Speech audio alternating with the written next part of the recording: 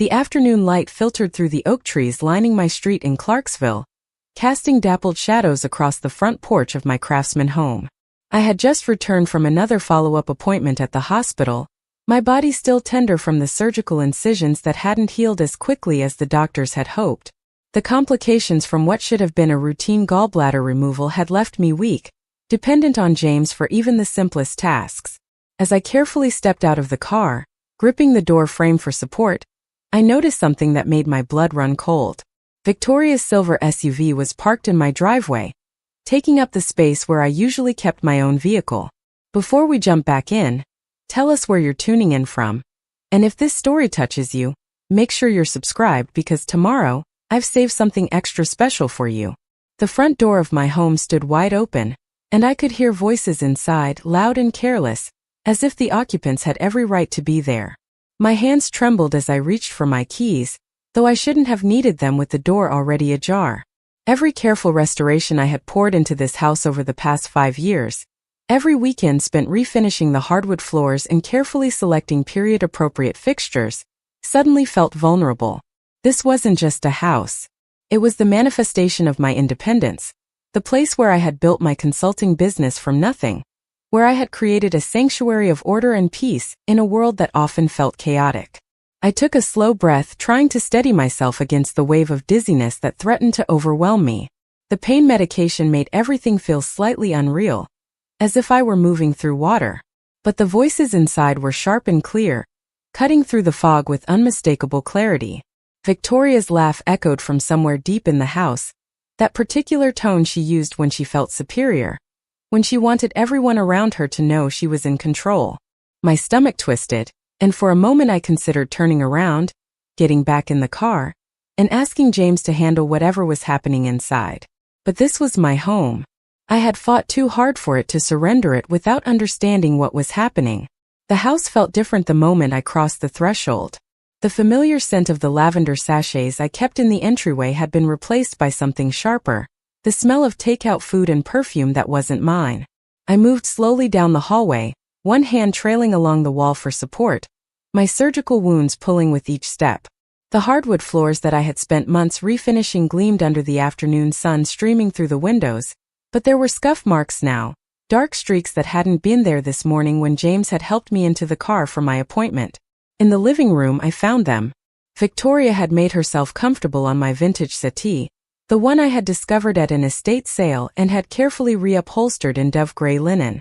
Her shoes were kicked off carelessly on the floor, and she was scrolling through her phone with the kind of relaxed posture that suggested she had been there for hours. Her daughter Sophie was sprawling across my reading chair, tablet in hand, while Ethan had commandeered the entire sofa. His long teenage limbs stretched out as he played a video game on the television I used for occasional evening movies. Victoria looked up as I entered, and her expression shifted from surprise to something harder, more defensive. For a brief moment, neither of us spoke. I took in the scene more fully now, the coffee cups leaving rings on my refinished side table, the scattered magazines that weren't mine, the laptop case I didn't recognize sitting on the floor near the bookshelf. Margaret, Victoria's mother and my mother-in-law, emerged from the kitchen carrying a plate of cookies, stopping short when she saw me standing in the doorway. The silence stretched between us, thick and uncomfortable. I had known Victoria for 6 years, ever since James and I had started dating. Our relationship had always been cordial if not warm, marked by the kind of polite distance that often exists between in-laws who don't quite know how to connect. But there had never been open hostility, never this sense of territorial claim that I was now feeling radiating from every corner of my own living room. Margaret recovered first, setting down the plate and offering me a smile that didn't quite reach her eyes. She asked how I was feeling, her tone carefully neutral, as if she hadn't just made herself at home in my kitchen without invitation. I opened my mouth to respond, but Victoria cut in before I could form the words. She said something about how they had been worried about me being alone all day, how they thought it would be nice to keep the house lively while I was recovering. The explanation sounded reasonable on the surface, almost thoughtful. But there was something in Victoria's voice that set my teeth on edge, an undercurrent of ownership that didn't match the words. I glanced around the room again, noting details I had missed in my initial shock. The throw pillows I had carefully arranged on the settee were tossed aside, replaced by Victoria's oversized purse and a shopping bag from an expensive boutique downtown. The vintage photograph I kept on the mantel, a black and white image of the house from the 1920s, had been moved to make room for Victoria's collection of coffee cups. I forced myself to speak calmly, thanking them for their concern but explaining that I was actually quite tired and needed to rest. The words came out more weakly than I had intended, my voice still rough from the anesthesia that had lingered in my system for days after the surgery. Victoria waved a dismissive hand, assuring me that they would be quiet, that I should go ahead and lie down while they took care of things downstairs. The presumption in her tone was unmistakable. She wasn't offering to help. She was informing me of what would happen in my own home. Something shifted in that moment. Despite the exhaustion weighing down my limbs, despite the persistent ache in my abdomen where the surgeons had cut into me, I felt a spark of resistance flare to life. I had spent too many years building my independence, creating a life where I answered to no one but myself, to simply accept this casual takeover of my space. But I was also acutely aware of my vulnerability. In my current state, I couldn't physically remove them. I couldn't stand here and argue without risking a setback in my recovery. So I did the only thing I could do in that moment. I nodded slowly, as if accepting her pronouncement, and turned toward the stairs. Each step upward required concentration, my hand gripping the banister that James and I had stripped and refinished together during our first year in the house. Behind me, I could hear Victoria's voice resume its normal volume, speaking to Margaret about plans for dinner, discussing whether they should order pizza or cook something from my kitchen. My bedroom felt like a refuge when I finally reached it, closing the door behind me with a soft click. I sank onto the edge of the bed, my whole body trembling from the exertion of climbing the stairs and the surge of adrenaline that had carried me through the confrontation downstairs. The room was exactly as I had left it this morning, the bed carefully made, my book still open on the nightstand, the curtains drawn back to let in the afternoon light. This at least they hadn't touched. I reached for my phone, intending to call James, to ask him what was happening and why his family had taken over our home without warning. But as my fingers hovered over his contact, I hesitated. James had been under enormous pressure at work lately, pulling long hours to close a deal that could make or break his career. He had been attentive during my recovery, taking time off for my surgery and the first few difficult days afterward, but I had seen the stress in his eyes, the way his jaw tightened when his phone rang with yet another work emergency. The last thing he needed was to be pulled into a family drama. I set the phone down and lay back against the pillows, staring at the ceiling fan that turned slowly overhead. The voices from downstairs drifted up through the floorboards, muffled but persistent. I could hear Sophie laughing at something on her tablet, Ethan's game emitting tinny explosions and victory music, Victoria and Margaret's conversation flowing easily as they moved between the living room and kitchen. They sounded comfortable, settled, as if this had been the plan all along. My mind drifted back to the early days of my relationship with James, when I had first met his family. Victoria had been friendly enough then, asking polite questions about my work and complimenting my dress at our first family dinner. But there had always been an edge of assessment in her gaze, as if she were cataloging my worth and finding it just slightly insufficient. She had her own life in Dallas, a seemingly perfect existence with Derek and their 2 children, living in a sprawling suburban home with a pool and a 3-car garage. James had told me once, during one of our late-night conversations when we were first falling in love, that Victoria had always been the golden child of the family. She had married. Preparing and narrating this story took us a lot of time, so if you are enjoying it, subscribe to our channel, it means a lot to us. Now back to the story. Well, produced beautiful children, maintained the kind of lifestyle that Margaret could brag about to her friends. He, on the other hand, had chosen a more unconventional path, building his career slowly and deliberately rather than chasing immediate success. Our modest craftsman home in Austin, with its vintage charm and careful restorations, couldn't compete with Victoria's showcase property in the suburbs of Dallas. I hadn't cared about any of that. What mattered to me was the life James and I were building together, the quiet satisfaction of creating something authentic, rather than impressive. My consulting business had grown steadily over the years, allowing me to work from home and maintain the flexibility I valued. I had clients across the country, managing their financial portfolios and investment strategies from my converted sunroom office. The work was demanding but rewarding, and it had given me the financial independence I had always craved. That independence felt fragile now, lying in bed while strangers, even if they were family, occupied my space downstairs. I closed my eyes, trying to will away the anxiety that was building in my chest.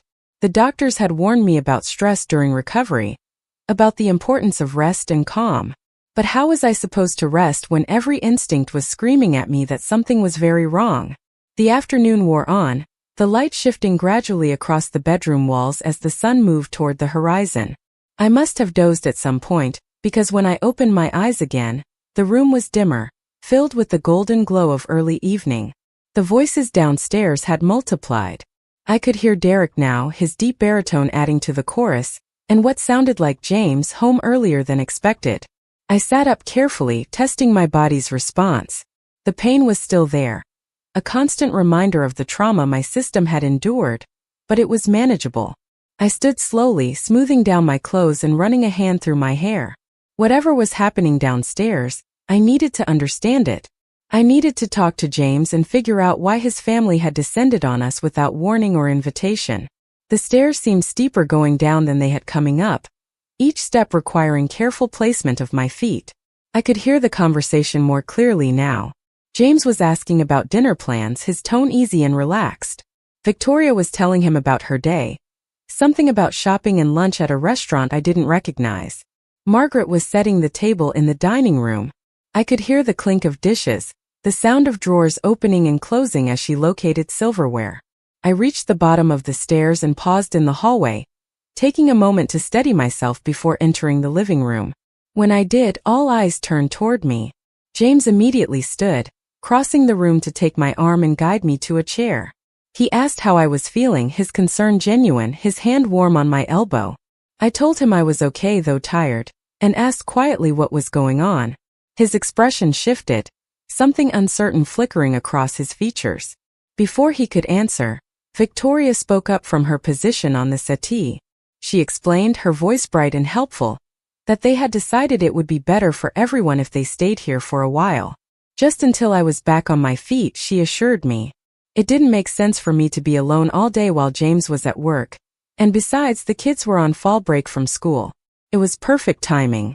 The words hit me like a physical blow. Stay here, in my home, for an undefined period of time. I looked at James, searching his face for some sign that he understood how inappropriate this was, how presumptuous. But he was looking at Victoria with an expression of gratitude, thanking her for being so thoughtful, so willing to help during a difficult time.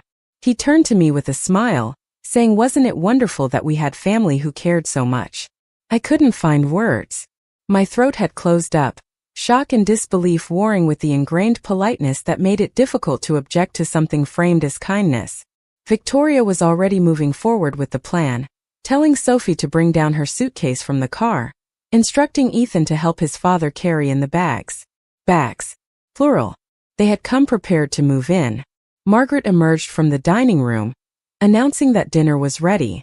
She had made a casserole from ingredients she found in my refrigerator, she said proudly, and there was plenty for everyone.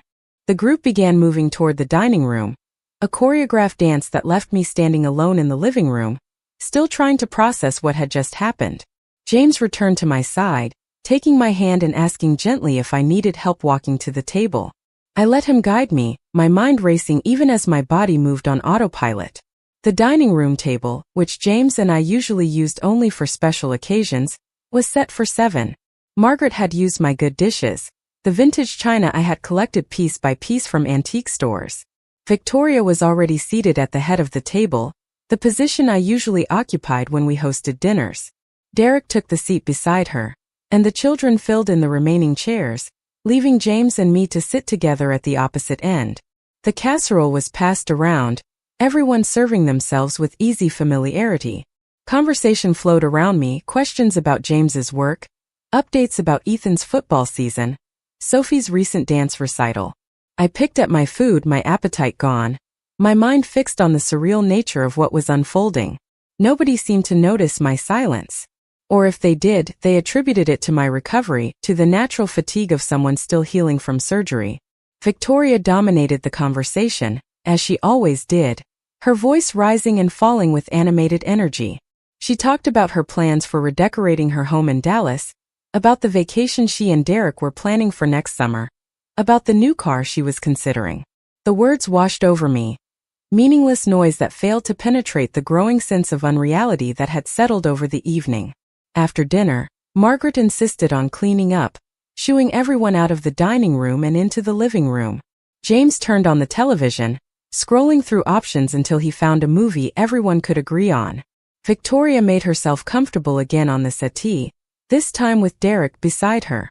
The children spread out on the floor with pillows, and James guided me to the reading chair, settling me in with a blanket despite the warmth of the evening.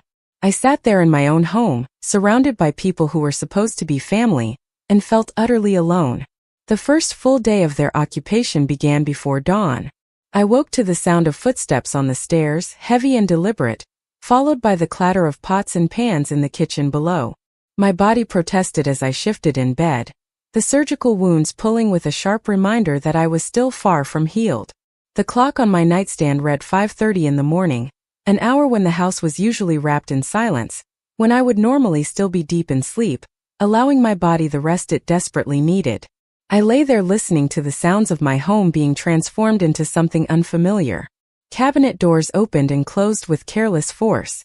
The refrigerator door squeaked on its hinges, a sound I had been meaning to fix but hadn't gotten around to before the surgery.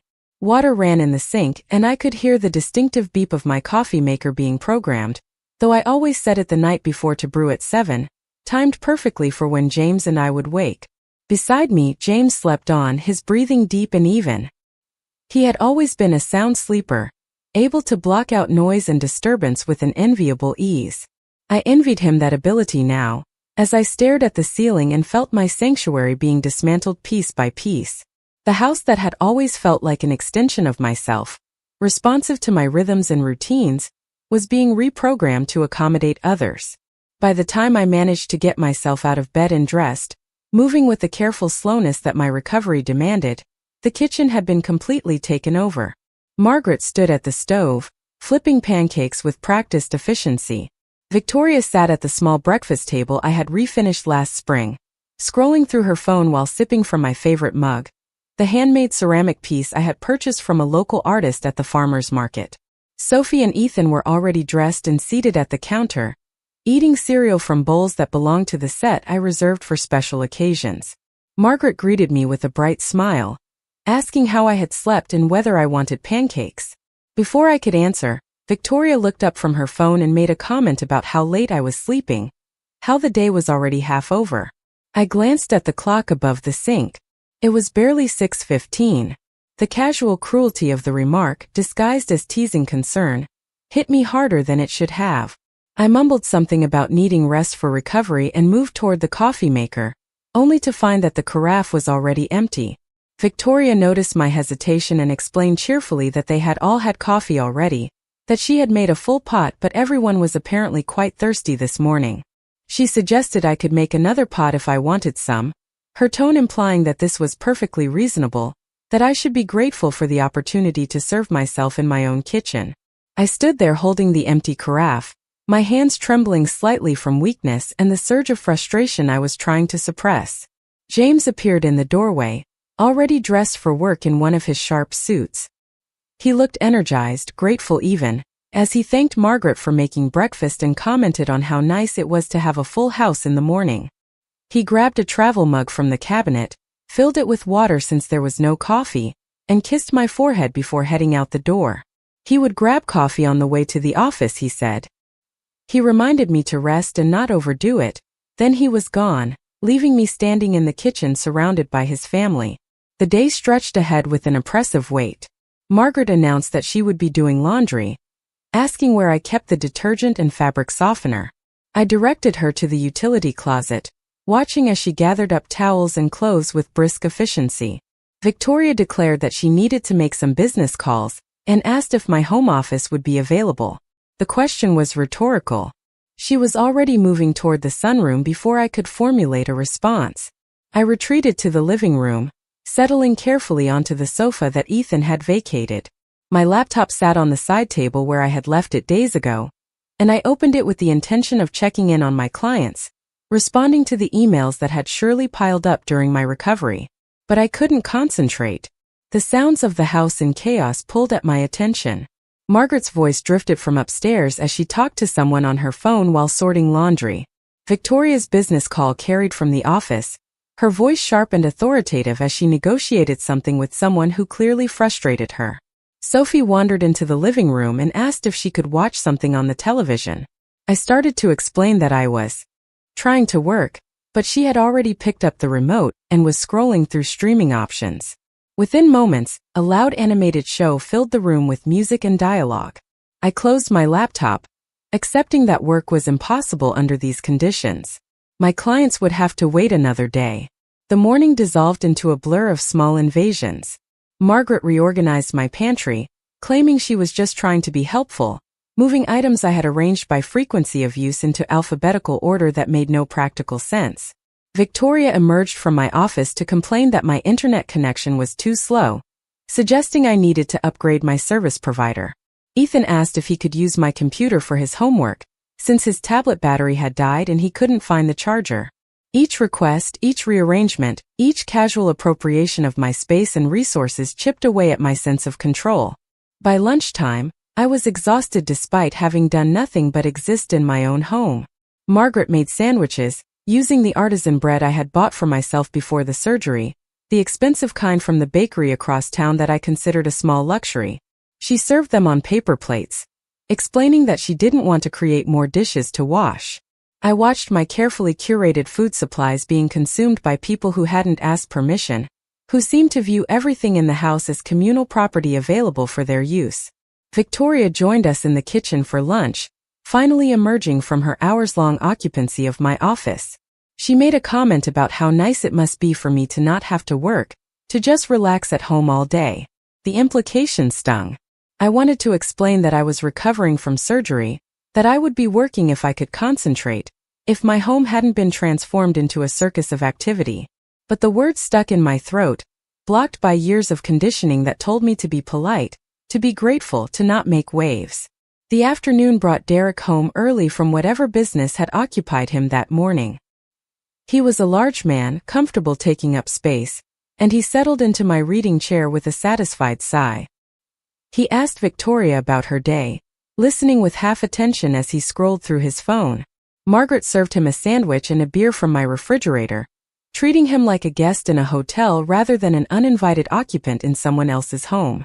I excused myself and climbed the stairs once more, seeking refuge in my bedroom. The effort left me breathless, a reminder that my body was still healing, still vulnerable. I lay down on top of the covers, not bothering to change out of my clothes, and closed my eyes against the tears that threatened to fall. This was my home. I had worked for years to afford it, had poured countless hours into restoring it, had created a space that reflected my values and my aesthetic. And now it felt like a hotel where I was the least important guest. Sleep claimed me eventually, a fitful rest filled with anxious dreams. I woke to darkness outside my window and voices downstairs that suggested dinner was underway. The clock showed 7:30. I had slept for hours, my body demanding rest even as my mind raced with worry. I could smell cooking, something rich and savory that made my stomach clench with hunger despite my emotional turmoil. Downstairs, I found the dining room table set again with my good china. James had returned from work and was opening a bottle of wine. His tie loosened and his jacket hung over the back of a chair. Derek stood beside him, the two men discussing something about investments and market trends. Victoria was setting out serving dishes filled with pasta and salad, while Margaret pulled garlic bread from the oven. The scene looked almost normal, like a family gathering planned and anticipated, rather than an invasion that had happened without my consent. James saw me in the doorway and smiled, gesturing me to the table. He asked if I felt better after my nap, his concern genuine even if his understanding of the situation was completely absent. I took my seat, the same position from last night, at the far end of the table from where Victoria had once again installed herself at the head. The meal proceeded with the same pattern as the previous evening, conversation flowing around me while I picked at my food and tried to make sense of how my life had been so thoroughly disrupted. After dinner, Victoria made an announcement. She had been thinking, she said, about how difficult it must be for me to manage the house in my current condition. She had decided that she would take over the household management for the duration of their stay. She would handle the grocery shopping, the meal planning, the general organization of daily life. That way, I could focus entirely on my recovery without any stress or responsibility. The offer was presented as generosity, as sisterly concern. James responded with immediate gratitude, thanking Victoria for being so thoughtful, so willing to sacrifice her time to help us. Margaret nodded approvingly, adding that this was exactly what family did for each other in times of need. Derek raised his wine glass in a small toast to Victoria's kindness. Even the children seemed to understand that their mother was being praised, Sophie smiling proudly while Ethan returned his attention to his phone. I sat frozen, unable to voice the objection that screamed in my mind. This wasn't help. This was a complete takeover. Victoria was claiming authority over my home, my space, my carefully maintained systems of organization and routine. But how could I object without seeming ungrateful? How could I refuse what was being framed as care and support? The trap was perfect, constructed with the language of family obligation and concern, leaving me no room to protest without appearing selfish or unreasonable. That night, lying in bed beside James, I tried to articulate my discomfort. I chose my words carefully, explaining that while I appreciated his family's concern, their presence was actually making it harder for me to rest. The house was too noisy, too chaotic. I couldn't maintain my recovery routine with so many people demanding attention and creating disruption. James listened, his hand finding mine in the darkness, and I felt a flicker of hope that he understood. But his response extinguished that hope immediately. He said that I was probably just feeling overwhelmed because I was used to being independent, used to managing everything myself. He suggested that I should try to relax and let others take care of things for a change. His family loved me, he insisted. They just wanted to help. It would only be for a little while until I was stronger and more capable. Then everything would go back to normal. His words, meant to comfort, instead filled me with a creeping dread. How long was a little while? What did normal even mean anymore? I wanted to push harder to make him see that this wasn't right, that his family's help felt more like colonization than support. But exhaustion overwhelmed me, the kind of bone-deep weariness that comes from fighting battles your body isn't strong enough to sustain. I let the conversation drop, turning onto my side and closing my eyes, feeling James's arm drape over me in what he thought was protective comfort. The second day followed the pattern of the first, with small escalations that individually seemed insignificant, but collectively built into something oppressive. Margaret took it upon herself to reorganize my kitchen cabinets, claiming she couldn't find anything in my system. Victoria announced at breakfast that she had invited her friend Patricia to visit that afternoon, someone I had never met but who apparently needed advice that only Victoria could provide. Derek commandeered the television remote and spent the entire morning watching sports, the volume loud enough to be heard throughout the house. I tried to work from the small desk in my bedroom, setting up my laptop and pulling up client files. But the internet connection was indeed slower than usual, likely strained by multiple devices streaming and downloading simultaneously. A video call with a client became an exercise in frustration as the connection dropped repeatedly, my professional credibility damaged by technical difficulties that had never been an issue before. By the afternoon, when Patricia arrived with her own teenage daughter in tow, the house felt completely foreign to me. I watched from the top of the stairs as Victoria gave her friend a tour, pointing out features of the house as if she owned it, explaining the vintage details and restoration work that I had completed. Patricia made admiring comments, asking Victoria where she had found such lovely pieces, and Victoria accepted the compliments without correction, without acknowledging that none of it was hers. The daughter, a girl about Sophie's age, asked if they had a pool. Victoria laughed and said unfortunately no, but there was a beautiful park nearby where the girls could go if they wanted. She turned to Margaret and asked if she would mind taking the girls to the park, framing it as a favor even though Margaret immediately agreed, always eager to be useful. Within minutes, Margaret had gathered up Sophie and the visiting girl and headed out, leaving Victoria and Patricia alone in my living room to have what sounded like a very personal conversation. I remained upstairs, feeling like an intruder in my own home, unable to go down and reclaim my space without interrupting what Victoria had clearly established as her domain. The irony was bitter. I was trapped in my bedroom, essentially confined to one room of a house I owned, because asserting my presence felt like it would cause more stress and conflict than simply staying hidden. James came home that evening to find the house in full social mode. Patricia was still there, now with her husband who had joined after work. Derek had arranged for pizza delivery, ordering enough for everyone without consulting me about preferences or dietary restrictions. The living room and dining room were full of people I barely knew, all of them treating my home like a casual gathering space, their voices loud and their laughter filling every corner. I made an appearance, forcing myself down the stairs despite my exhaustion, because staying hidden felt like surrender. But the moment I entered the room, I felt the shift in energy. Conversations paused. Eyes turned toward me. Victoria stood and made introductions, presenting me to her friends as if I were a distant relative visiting rather than the owner of the home they were occupying. She explained, with a tone of sympathetic concern, that I was recovering from surgery and probably needed to rest soon. The implication was clear. I was the sick person, the invalid who needed protection and quiet. My presence was disrupting the social gathering that Victoria had orchestrated. Patricia smiled at me with pity, making some comment about how difficult recovery must be. Her husband nodded sympathetically. Even James, my own husband, looked at me with an expression that suggested he agreed with Victoria's assessment that I should probably go back upstairs and rest.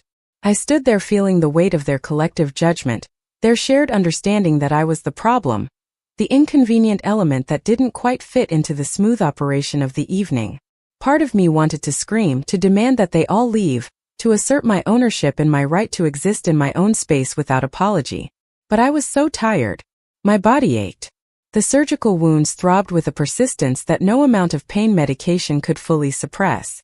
And I was outnumbered, surrounded by people who saw me as an obstacle rather than a person deserving of consideration. So I did what they expected. I excused myself, climbed the stairs once more, and retreated to my bedroom. Behind me, I heard the conversation resume, the laughter return, the party continue without pause. I closed the bedroom door and sank onto the edge of the bed, my hands shaking as the full weight of my situation finally crystallized into clear understanding. This wasn't temporary. This wasn't help. This was a methodical displacement, a systematic takeover of my home and my life. Victoria had positioned herself as the competent one, the capable family member who could manage a household while the poor sick Elena recovered upstairs. She had transformed my identity from homeowner and independent professional to invalid and burden, someone who needed to be cared for and managed, rather than respected and consulted. And James, my husband, the person who should have been my advocate and protector, saw nothing wrong with any of it. He was grateful for his family's help, blind to the way that help had morphed into occupation. He came upstairs an hour later, after the guests had finally left, and found me sitting in the dark. He asked gently if I was feeling okay, if the pain was worse. He suggested I take my medication and try to sleep. He kissed my forehead and told me everything would be better in the morning. But I knew it wouldn't be. Morning would bring another day of being a stranger in my own home, of watching my space be claimed and my routines be disrupted. Morning would bring more of Victoria's helpful management and Margaret's well-meaning reorganization. Morning would bring another 24 hours of feeling invisible and powerless, while everyone around me celebrated how wonderful it was that family could come together in times of need. I took my medication as James suggested, not because I believed it would make things better, but because the physical pain was at least something I could address. The emotional pain, the sense of violation and helplessness, had no simple remedy. I lay in the darkness listening to James's breathing slow into sleep, and I began to understand that if anything was going to change, I would have to be the one to change it. Nobody else saw a problem. Nobody else felt the walls closing in. If I wanted my life back, I would have to fight for it, even though I could barely stand without feeling dizzy. The thought should have been empowering. Instead, it just made me feel more alone. The third morning arrived with a soundtrack I had come to dread. The house woke before I did, filled with the sounds of people moving through spaces that should have been quiet. I lay in bed listening to the rhythm of occupation, the opening and closing of doors, The rush of water through pipes, the low murmur of conversation punctuated by occasional laughter. My body felt heavy, weighed down not just by the lingering effects of surgery, but by something deeper, a fatigue that had settled into my bones. I thought about the years I had spent working toward this life. The early days of my consulting career when I had taken on any client who would hire me, working late into the night to build a reputation for reliability and expertise. The careful saving, the budget spreadsheets where I tracked every dollar, the deliberate choice to forego vacations and luxuries so I could afford the down payment on this house. I remembered the first time I had walked through the front door as the owner, the keys heavy in my hand, the sense of accomplishment that had filled my chest until I thought I might burst with pride. That house had represented freedom. It was proof that I didn't need to rely on anyone else for security or stability. My own career, my own choices, my own sanctuary. I had chosen every paint color, selected every piece of furniture, planted every flower in the garden. The restoration work had been painstaking, requiring research into period-appropriate materials and techniques. I had learned to refinish wood, to repair plaster, to restore vintage fixtures. Each project had been an act of love, a way of honoring the history of the structure while making it unmistakably mine. And I had done it all while building a business that allowed me to work from home, to maintain the kind of independence that so many people claim to want but few actually achieved. My clients trusted me with their financial futures. I analyzed market trends, made investment recommendations, managed portfolios worth hundreds of thousands of dollars. The work required focus, expertise, and a level of responsibility that demanded respect. I was good at what I did. I had earned everything I had through competence and dedication. But lying in that bed, listening to strangers move through my home with casual ownership, I felt all of that accomplishment crumbling.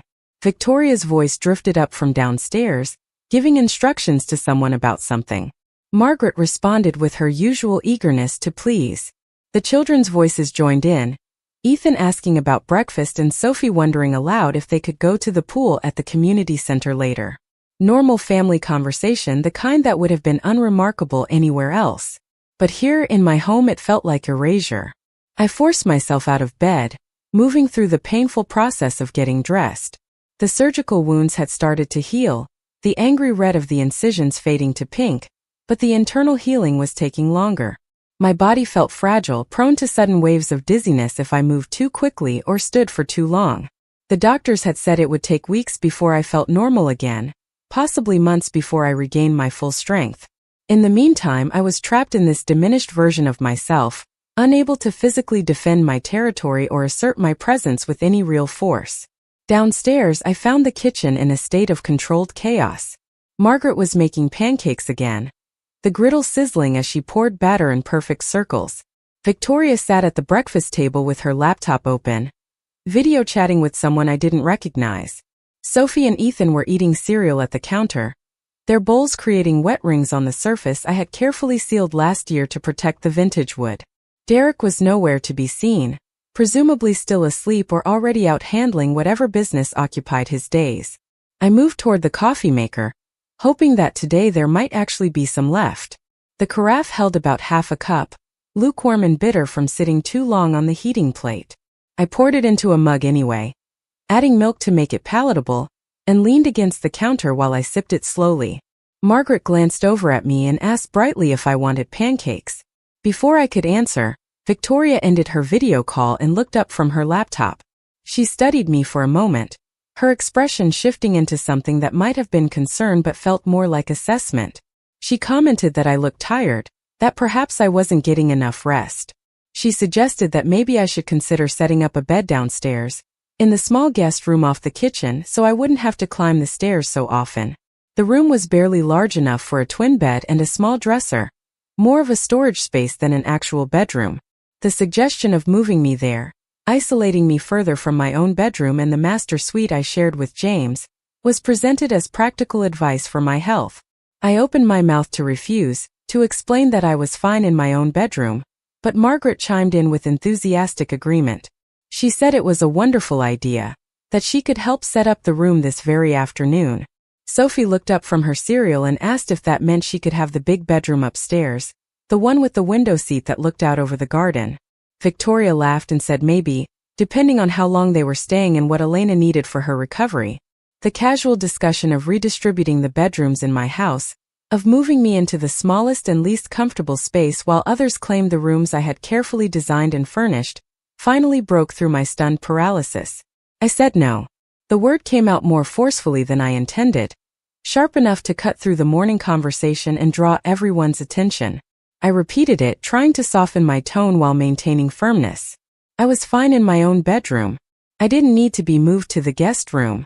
I appreciated the concern, but I would continue sleeping upstairs. The silence that followed was thick with unspoken judgment. Margaret looked confused, as if she couldn't understand why anyone would refuse such helpful advice. Sophie returned to her cereal with a small shrug, already dismissing the adult conversation as boring. Ethan never looked up from his phone. But Victoria's expression hardened, her eyes narrowing slightly as she regarded me with something that looked like disappointment. She said calmly that she was only trying to help, that she could see I was struggling and thought it would be easier for me to have everything on one level. She added that it wasn't healthy for me to be so prideful about my independence when I was clearly still in recovery. The words were delivered with a tone of reasonable concern, but the underlying message was clear. I was being difficult. I was refusing sensible assistance out of stubbornness. I was making my own recovery harder by not accepting the wisdom of those who knew better. Margaret tried to smooth over the tension, suggesting that we could all discuss it later when I had more energy to think clearly. The implication that my current mental state was compromised, that I wasn't capable of making reasonable decisions, stung more than the original suggestion. I set down my coffee mug, no longer able to stomach the bitter liquid, and excused myself from the kitchen. Behind me, I heard Victoria sigh, and Margaret murmur something sympathetic about how difficult recovery could be on a person's mood. I made my way to the sunroom that served as my office, the one space in the house where I had hoped to find some measure of privacy and control. But even that had been compromised. The desk where I usually worked had been moved to accommodate Victoria's larger setup. Her laptop occupied the center space, flanked by notebooks and file folders that didn't belong to me. My own files had been stacked haphazardly on the bookshelf, my carefully organized system disrupted by her need for space. I stood in the doorway, looking at the transformation of my workspace into hers, and felt something inside me begin to shift. The fatigue and confusion that had dominated my response to the invasion started to give way to something sharper, clearer. This wasn't just inconvenient. This wasn't just uncomfortable. This was wrong. What Victoria was doing, what the entire family was doing with their casual appropriation of my home, and their dismissal of my objections, was fundamentally wrong. But recognizing that something was wrong didn't immediately translate into knowing how to fix it. I was still weak, still dependent on James for transportation and assistance with basic tasks. I was still bound by the social expectations that made it difficult to confront family members without appearing ungrateful or unreasonable. And I was still operating without any clear evidence that what they were doing was anything more than misguided helpfulness, the kind of overreach that happens in families when boundaries aren't clearly communicated. I decided to start documenting everything. If I couldn't stop what was happening in the moment, I could at least create a record of it. I retrieved my laptop from where it had been relocated to the bookshelf and carried it back upstairs to my bedroom. Sitting on the edge of the bed, I opened a new document and began writing down everything I could remember from the past few days. The unexpected arrival, the immediate occupation of space, the reorganization of my kitchen and office, the dismissal of my objections, the suggestions that I move to a smaller room. As I typed, patterns began to emerge. Every interaction, every suggestion, every helpful gesture had the effect of diminishing my authority and increasing Victoria's control. She had positioned herself as the competent manager while framing me as the incapable patient.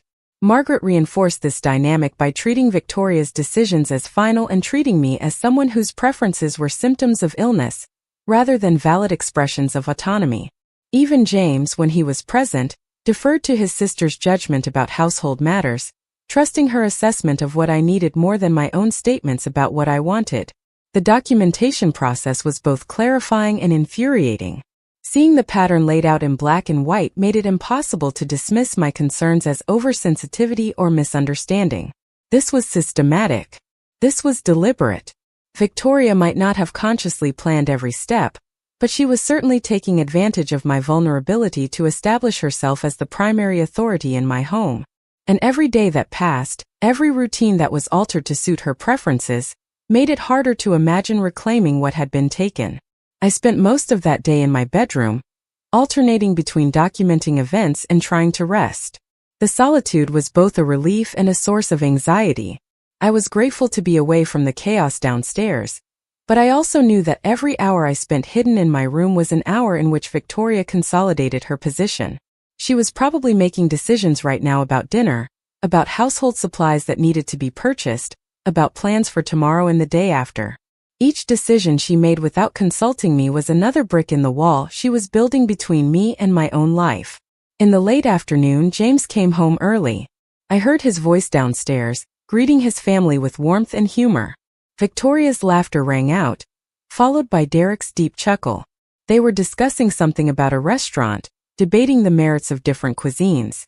Then James's footsteps on the stairs, and he appeared in the doorway of our bedroom with a smile that faded when he saw me sitting on the bed with my laptop. He asked what I was doing, his tone suggesting that he had expected to find me napping or at least resting more passively. I told him I was working, trying to catch up on client emails and project updates. The lie came easily, protective. I wasn't ready to tell him about the documentation I was creating, about the growing certainty that his family's presence was not the helpful gesture he believed it to be. He accepted the explanation with a nod, then shared the news that had brought him home early. They were all going out to dinner tonight, to a new restaurant downtown that Victoria had been wanting to try. He had made a reservation for 7 people. I felt my stomach drop as I processed the number. 7. Victoria, Derek, Margaret, Sophie, Ethan, James, and presumably me. But James continued talking, explaining that he thought it would be good for me to get out of the house, to have a change of scenery. Victoria had suggested it, recognizing that I had been cooped up too long and probably feeling isolated. The thoughtfulness of the gesture, as James presented it, was undercut by the fact that nobody had asked me if I wanted to go out to dinner. Nobody had checked if I felt strong enough for the effort of getting dressed, driving downtown, sitting in a loud restaurant for hours. The decision had been made, the reservation confirmed, and I was simply expected to comply. James was already moving toward the closet, suggesting outfits I might wear, treating the evening as a settled matter rather than a question to be discussed. I wanted to refuse. I wanted to say that I wasn't feeling up to it, that I would rather stay home and rest. But the thought of being alone in the house while they all went out without me was somehow worse than the prospect of enduring a difficult dinner. If I stayed home, they would have hours to bond. As a family unit, to share a pleasant experience that would further normalize their occupation of my space. And they would return home full of stories and inside jokes. Their connection deepened while I remained on the outside looking in. So I agreed to go.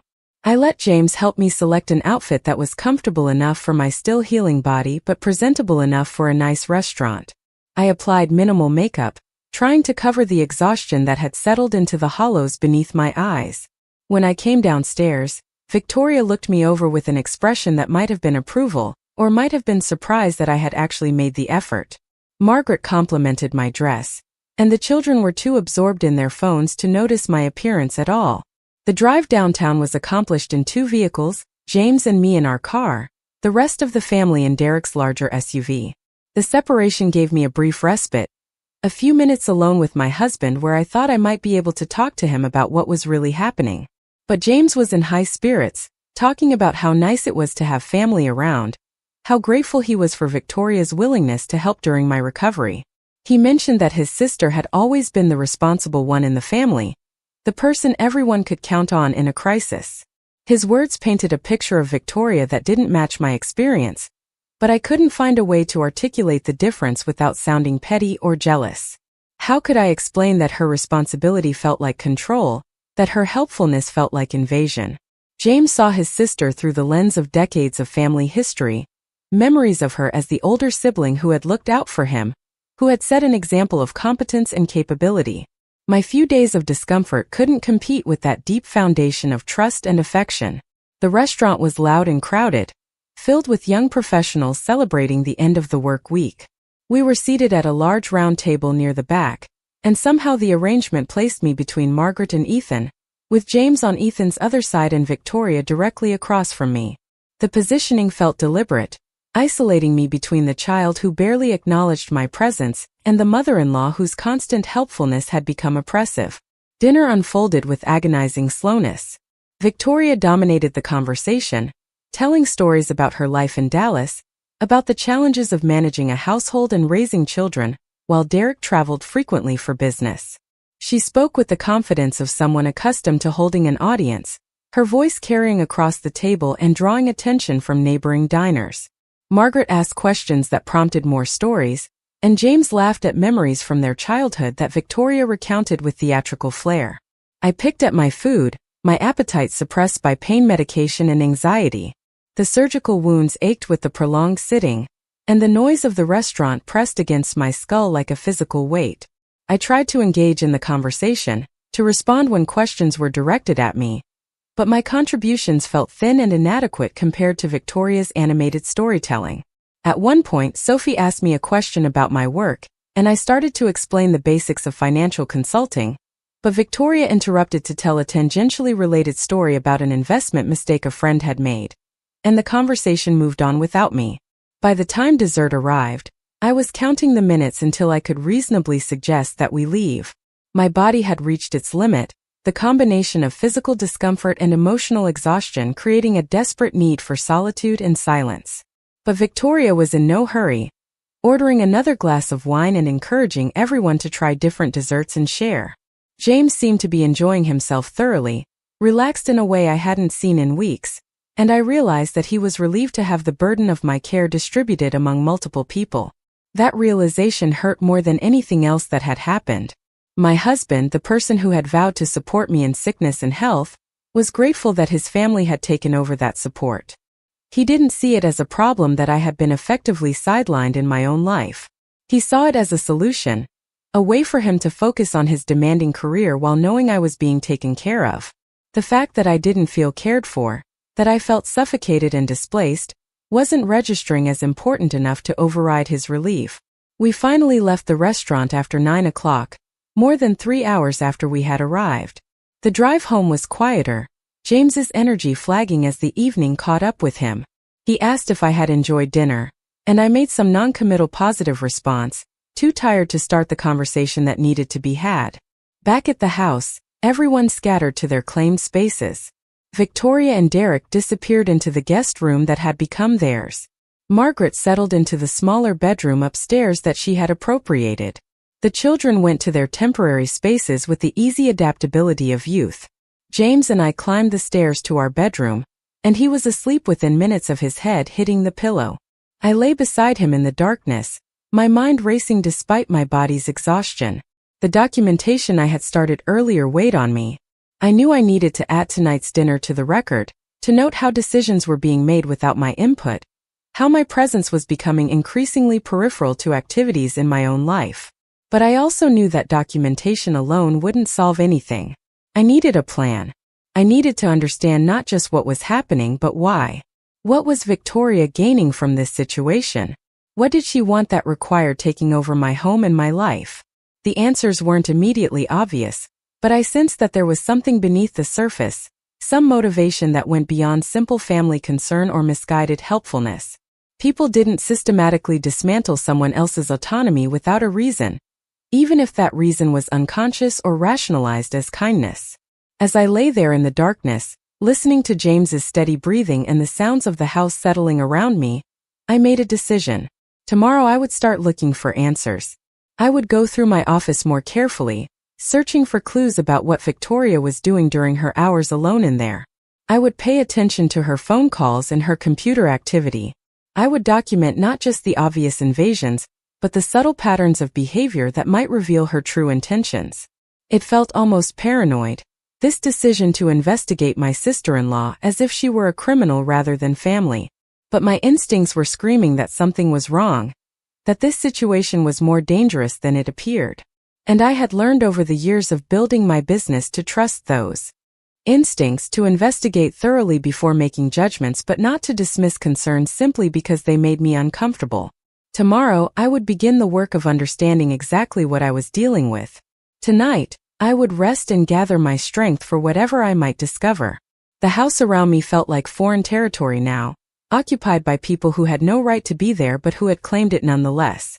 But it was still my house legally and morally. And I was still capable of fighting for it, even if that fight had to be conducted from a position of weakness and vulnerability. I closed my eyes and focused on breathing slowly and deeply, willing my body to relax enough for sleep. The path ahead was unclear, but at least I had taken the first step toward action rather than passive acceptance. That small victory would have to be enough for now. Morning came with a harsh clarity that cut through the fog of pain medication and exhaustion. I woke before anyone else, the house still wrapped in pre-dawn silence, and immediately felt the difference in my body. The surgical wound still ached, but beneath that familiar discomfort was something new, a sharpness of purpose that made me feel more alert than I had in days. I moved carefully out of bed, trying not to wake James, and made my way downstairs in the dim light that filtered through the windows. The house looked different in this early hour, stripped of the animated presence that usually filled it. I could see it clearly now, the subtle rearrangements that had accumulated over the past days. The photographs on the mantel had been shifted to make room for Victoria's collection of coffee mugs and charging cables. The throw pillows I had selected to complement the vintage sofa had been replaced by ones that matched nothing, brought from Victoria's own collection. Even the air smelled different, layered with unfamiliar perfumes, and the lingering scent of last night's dinner. I moved through the room slowly, cataloging changes with a more critical eye than I had managed before. In the kitchen, the pantry organization that Margaret had implemented made no practical sense, grouping items by arbitrary categories that required opening multiple cabinets to prepare a single meal. The refrigerator was packed with foods I would never have purchased, expensive organic items and specialty ingredients that someone had bought without consulting me about the cost or the need. A quick calculation suggested that several $100s had been spent on groceries in just a few days, charged to accounts I would ultimately be responsible for paying. But it was my office that held the most revealing evidence of what was really happening. I pushed open the door to the sunroom and surveyed the transformation more carefully than I had before. Victoria's laptop sat closed on the desk, connected to my printer and surrounded by documents that I hadn't noticed in my earlier, more emotional assessment of the space. I moved closer, careful not to disturb anything, and began reading what was visible without actually touching her things. The papers were financial documents, but not the kind related to her personal accounts or business dealings. These were applications and forms related to property assessment and tax appeals. I saw my address listed on several pages, references to recent improvements and restoration work that I had completed over the years. My hands began to tremble as I picked up one of the documents and read it more carefully. It was an application for homestead exemption, filed in Victoria's name, listing her as the primary resident of my address. The implications crashed over me like a wave. This wasn't just about temporarily staying in my home during my recovery. Victoria was attempting to establish legal residency at my address, creating a paper trail that would support a claim that this was her primary residence, rather than mine. I set down the document with shaking hands and looked through the others more carefully. There were utility bills that had been redirected to show her name, change of address forms filed with various institutions, even a voter registration update listing my address as her permanent residence. The documentation was methodical and comprehensive, suggesting a level of planning that had begun well before my surgery. I thought back to the weeks leading up to my procedure, trying to remember if there had been signs I had missed. Victoria had called several times, asking detailed questions about my health and the expected recovery timeline. She had offered to help coordinate my post-surgery care, suggesting that family should be involved in supporting me through a difficult time. I had appreciated her concern, never imagining that she was gathering information to execute a plan that would displace me from my own home. I sat down heavily in the desk chair, my mind racing to make sense of what I was seeing. Why would Victoria want to claim residency at my address? What possible benefit could that provide her? The answers began to crystallize as I thought about conversations from family gatherings over the years. Victoria and Derek had been struggling financially, though they hid it well behind their affluent facade. Derek's business had suffered setbacks, investments had gone sour, and they were over-leveraged on the Dallas property. I remembered James mentioning months ago that his sister was stressed about money, though he had assured me it was nothing serious. But what if it was serious? What if they were facing foreclosure or bankruptcy? Establishing residency in Texas, particularly at an address in Austin with its more favorable tax structure and homestead protections, could provide legal and financial advantages. If Victoria could claim my home as her primary residence, she might be able to shield assets from creditors or reposition their financial situation in a way that protected them from consequences they were facing in Dallas. The realization made me feel sick. She wasn't here to help me recover. She was here to colonize my home for her own financial survival.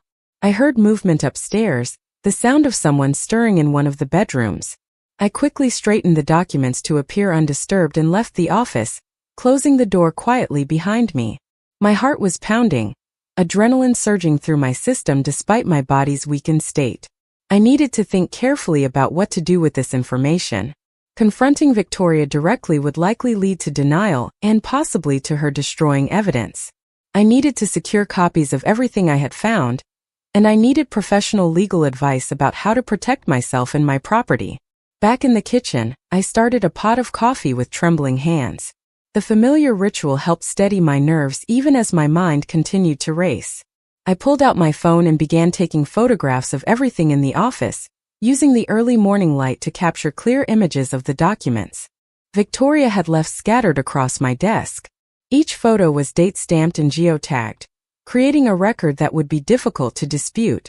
I backed up the photos to multiple cloud storage accounts, ensuring that even if my phone was taken or damaged, the evidence would remain accessible. Margaret was the first to come downstairs, appearing in the kitchen doorway with a cheerful greeting that felt jarringly at odds with what I had just discovered. She commented on how early I was up, suggesting that perhaps I was feeling better if I had the energy to be awake before everyone else. I forced a smile and agreed that I was feeling somewhat improved, though in truth I felt more shaken than I had since the day of my surgery. She began making breakfast with her usual efficiency, moving through my kitchen as if it belonged to her, and I watched her with new understanding. Margaret wasn't just Victoria's enabler. She was likely complicit in whatever plan her daughter had constructed. The reorganization of my home, the constant suggestions that I rest and not worry about household management, the pushing for me to move to a smaller bedroom, all of it served to establish Victoria as the functional resident while reducing me to the status of temporary guest or invalid relative. They had been systematically erasing my presence and replacing it with Victoria's, creating a reality that could be supported by the legal documents I had found in my office. Victoria appeared next, looking fresh and energized despite the late night. She greeted me warmly, asking how I had slept and whether I had enjoyed dinner at the restaurant. Her performance of sisterly concern was flawless, and I marveled at how easily she maintained the facade while actively working to steal my home from under me. I responded with matching pleasantness, having learned over years in business that showing your hand too early was a strategic mistake. If she thought I was still the confused, vulnerable patient she had been manipulating, she would continue leaving evidence of her plans where I could document it. James came down shortly after, running late for an important meeting at work. He grabbed coffee and a piece of toast, kissing me distractedly on the forehead before heading out the door. I watched him leave with a mixture of sadness and frustration. He still saw nothing wrong with the situation, still viewed his family's presence as entirely benign. The thought of explaining what I had discovered filled me with dread. Would he believe me? Would he think I was overreacting or misinterpreting innocent documents?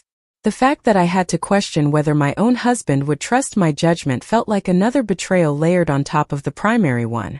After breakfast, I excused myself and returned to the bedroom with my laptop, claiming I needed to catch up on work emails. Instead, I began researching Texas property law, homestead exemptions, and residency requirements. What I learned confirmed my worst suspicions.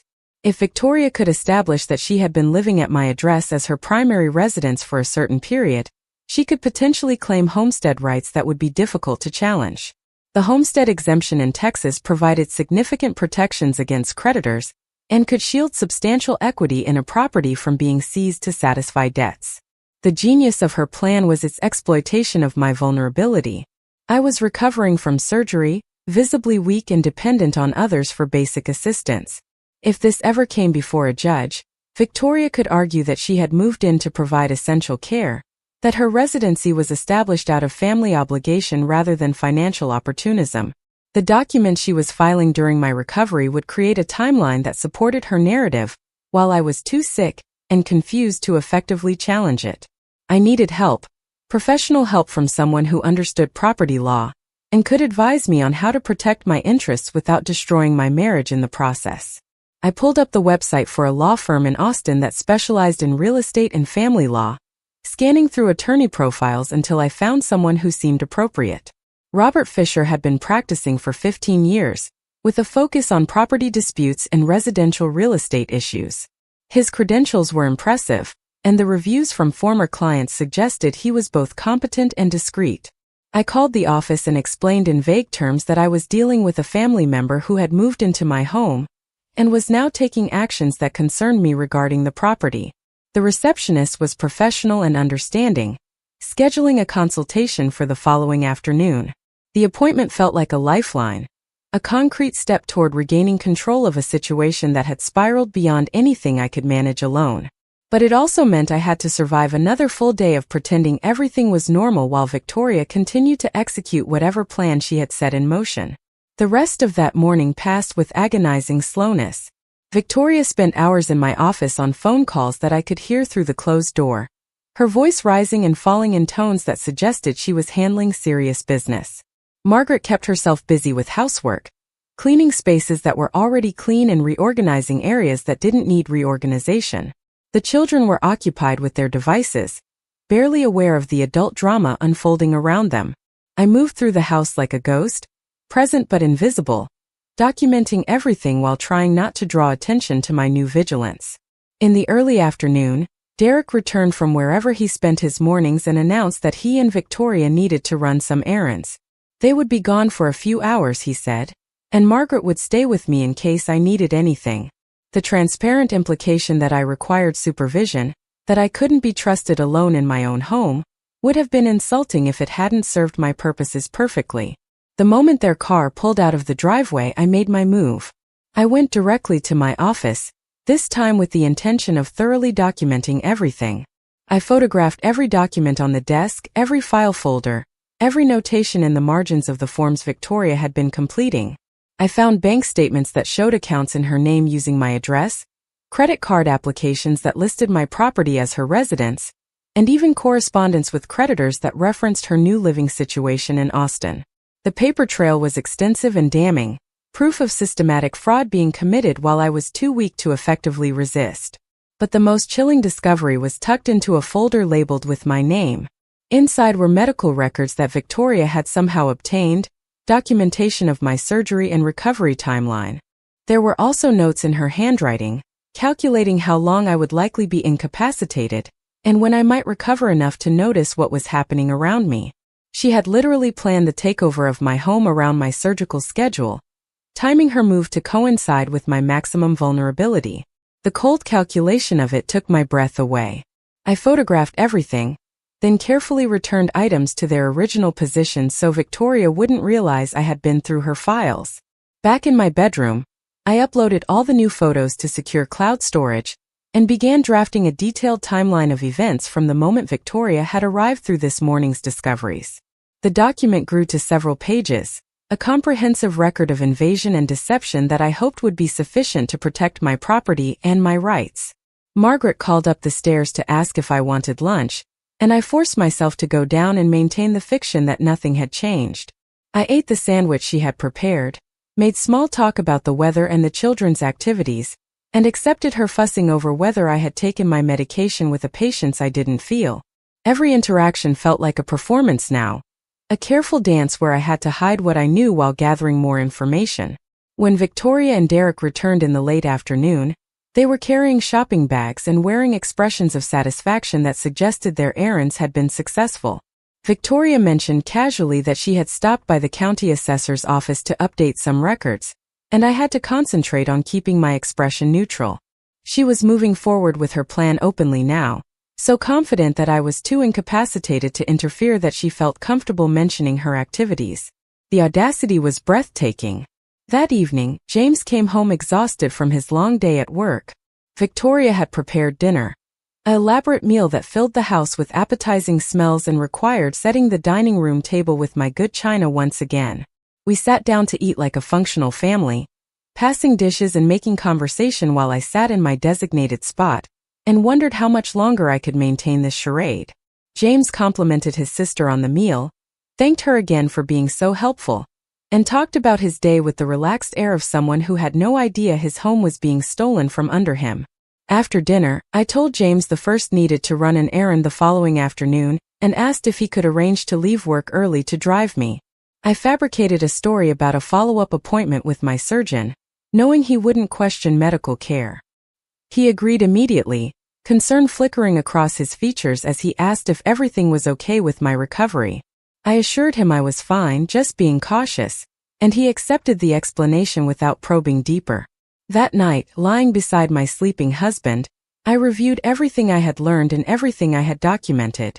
The evidence was clear and compelling. Victoria was committing fraud, using my temporary incapacity to establish false residency and create legal claims to my property. She had planned it carefully, timing her actions to exploit my weakness and using her position as concerned family member to mask her true intentions. Margaret was complicit, helping to create the appearance of Victoria as the functional head of household while I was reduced to invalid status. But evidence alone wouldn't solve my problem. I needed a strategy for using that evidence effectively, for protecting my property without destroying my relationship with James in the process. My husband loved his sister, trusted her implicitly based on decades of family history. Convincing him that she was capable of such calculated betrayal would require more than just showing him documents. It would require carefully constructed proof that even he couldn't explain away or rationalize as misunderstanding. The consultation with Robert Fisher tomorrow would be crucial. I needed to understand my legal options, the steps I could take to secure my property and remove Victoria's false claims from official records. I also needed advice on how to handle the personal dimensions of the situation, how to protect myself legally while trying to preserve my marriage if that was even possible. Part of me wondered if James would ultimately choose his family over me, if the evidence I presented would drive a wedge between us that could never be repaired. But I couldn't let fear of that outcome prevent me from taking action. This was my home, earned through years of work and sacrifice. It represented my independence, my security, and my right to exist as an autonomous person, rather than someone to be managed and displaced at others' convenience. Victoria had gambled that I was too weak, too confused, and too conditioned to avoid conflict to effectively resist her plans. She had underestimated me, mistaking physical vulnerability for helplessness and recovery fatigue for stupidity. Tomorrow I would begin the process of fighting back. I would meet with the attorney, present my evidence, and develop a comprehensive strategy for reclaiming what was mine.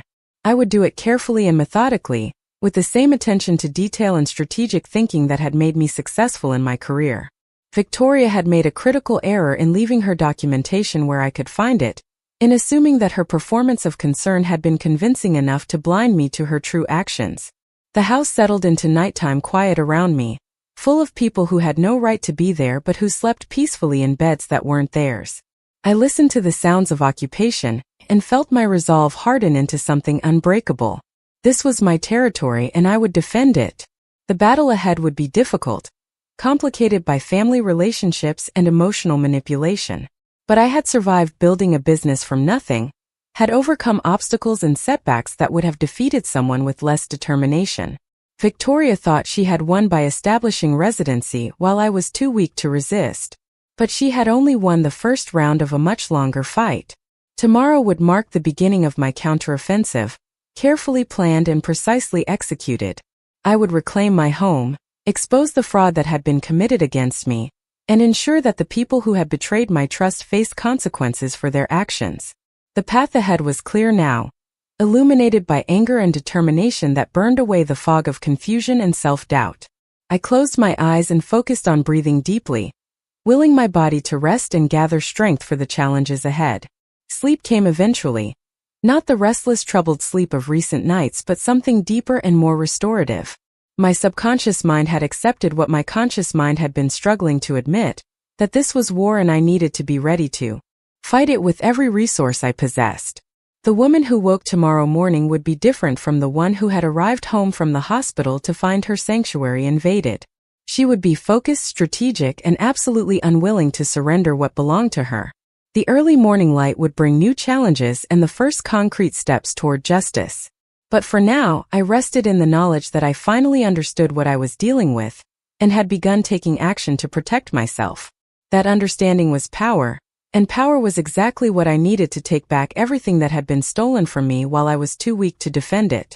Victoria would learn that underestimating someone in recovery was a profound mistake, and that physical vulnerability did not equate to helplessness or defeat. The morning of my appointment with Robert Fisher arrived with a tension that made every moment feel elongated and significant. I dressed carefully, choosing professional clothing that would present me as competent and credible rather than as the helpless invalid Victoria had been portraying me as. The effort of getting ready exhausted me more than I wanted to admit, but I refused to let physical weakness undermine the impression I needed to make. This meeting could determine whether I successfully defended my home or lost everything I had worked for. James was unusually quiet during the drive downtown, his hands tight on the steering wheel as he navigated through midday traffic. He had accepted my explanation about a follow-up medical appointment without question, but I could sense his worry about my health beneath his silence. Part of me felt guilty for the deception, for using his concern to facilitate a meeting he knew nothing about. But a larger part recognized that this was necessary, that I couldn't involve him until I had a clear understanding of my legal position and options. The law office occupied the 10th floor of a glass and steel building in the heart of downtown Austin. The reception area was tastefully decorated with modern furniture and local artwork, projecting an image of success and sophistication that helped ease some of my anxiety. A young receptionist greeted us warmly, and I asked James if he would mind waiting in the lobby while I spoke with the doctor privately. The request clearly puzzled him, but he agreed after a moment's hesitation, settling into one of the leather chairs with his phone to occupy the time. Robert Fisher met me in a private conference room with windows overlooking the city skyline. He was in his early 50s, with graying hair and an air of calm competence that immediately put me at ease. After introductions and the formalities of attorney-client privilege, I began laying out the situation in careful detail. I started with Victoria's unexpected arrival, moved through the gradual takeover of my home, and concluded with the documentation I had discovered in my office. Throughout the explanation, I pulled up photographs on my phone, showing him the evidence I had collected of her attempts to establish fraudulent residency. Robert listened without interruption, taking notes on a legal pad and occasionally asking clarifying questions. His expression remained professionally neutral, but I saw his eyebrows rise slightly when I showed him the images of the homestead exemption applications and the falsified residency documents. When I finished my explanation, he sat back in his chair and studied me for a long moment before speaking. He confirmed what I had suspected, that Victoria was indeed committing fraud by filing false residency claims and attempting to establish homestead rights at my address. The systematic nature of her documentation suggested this was premeditated rather than opportunistic, which would be relevant if criminal charges were ever pursued. However, he cautioned that proving intent and securing legal remedies would require careful strategy, particularly given the family relationships involved and my current vulnerable state that she could exploit in any dispute. Robert explained that my first priority needed to be securing my property through multiple legal channels simultaneously. He recommended filing a formal eviction notice immediately, which would start the legal clock ticking and create an official record of my opposition to their presence. He also suggested filing corrections with every government agency where Victoria had submitted false information, accompanied by sworn affidavits attesting to the fraudulent nature of her claims. Additionally, he wanted to place alerts on my property title to prevent any attempts to file liens or claims against the house without my knowledge. The comprehensive nature of his recommendations was both reassuring and overwhelming. Each action he described would create documentation and establish legal positions, but they would also escalate the conflict dramatically. There would be no maintaining family harmony once I began formal eviction proceedings against my sister-in-law. Robert acknowledged this reality, pointing out gently that the harmony I was trying to preserve was already an illusion, that Victoria had destroyed any genuine relationship when she chose to exploit my vulnerability for her own financial gain. We discussed the evidence in detail, and Robert photographed my phone screen to capture images of the documents I had found. He assured me that what I had gathered was more than sufficient to demonstrate fraud and to support my case in any legal proceeding. However, he emphasized the importance of securing original documents if possible, as photographs could potentially be challenged as altered or taken out of context. He suggested obtaining copies directly from the government agencies where Victoria had filed false information, creating an independent chain of evidence that she couldn't dispute. The question of involving law enforcement came up, and Robert's advice was pragmatic. While Victoria's actions clearly constituted fraud and possibly identity theft, pursuing criminal charges would be complicated by the family relationship and the fact that she was currently residing in my home with my husband's apparent blessing. Criminal prosecution would require cooperation from the district attorney's office, which might be reluctant to pursue charges in what they could view as a civil family dispute. He recommended focusing first on civil remedies to remove her from the property and reverse her false claims, leaving criminal options available if she refused to comply or attempted further fraudulent actions. We spent over an hour discussing strategy and timeline. Robert outlined a plan that would begin with me securing all original documents from my office, followed by filing eviction notices and government corrections simultaneously. He would draft the necessary legal documents and file them on my behalf, creating a comprehensive paper trail that would protect my interests even if Victoria attempted to escalate or retaliate. The process would take several weeks at minimum, potentially longer if she contested the eviction, but each step would strengthen my legal position and make it increasingly difficult for her to maintain her fraudulent claims. The financial aspect of legal action was significant but necessary. Robert's retainer and estimated fees for handling the case would cost several $1,000s, money I would need to draw from savings I had carefully accumulated over years. But the alternative, losing my home to Victoria's scheme, was unthinkable. I authorized him to proceed, signing the engagement agreement and providing a credit card for the retainer payment. As he processed the payment, I felt a shift in my emotional state from victim to active participant in my own defense. Before leaving, Robert offered one final piece of advice that struck me as particularly wise. He suggested that I tell James everything before serving the eviction notice, giving my husband the opportunity to understand the situation and choose his position before legal action forced him into a reactive stance. The conversation would be difficult and possibly relationship-ending, but Robert pointed out that James would inevitably discover what his sister had done once legal proceedings began. Better that he hear the truth from me in a context where I could explain my reasoning and show him the evidence than that he learn about it through served legal papers or angry phone calls from Victoria. The wisdom of this approach was undeniable, even though the thought of that conversation filled me with dread. I thanked Robert for his counsel and his willingness to take my case. He walked me back to the reception area, where James stood immediately upon seeing me, concern evident in his posture and expression. I introduced the two men vaguely as a legal consultant I had needed to speak with regarding some property matters, and James accepted the explanation though I could see questions forming behind his eyes. The drive home was heavier with unspoken tension. James asked how the appointment had gone, and I told him truthfully that it had been productive and informative. He didn't press for details, perhaps sensing that I wasn't ready to discuss whatever had transpired in that conference room. The silence between us felt charged with all the conversations we weren't having, all the truths I was holding back until I could figure out how to reveal them without destroying everything.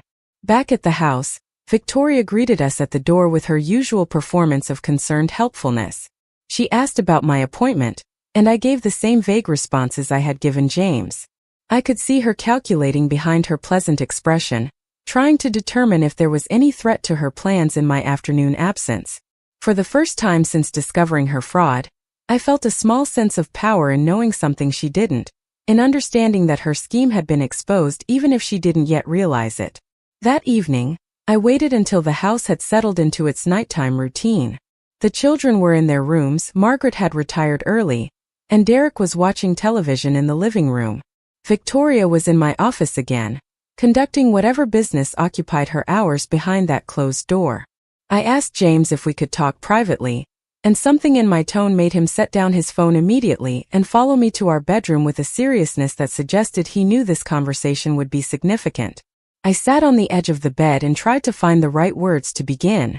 How do you tell your husband that his beloved sister is committing fraud against you?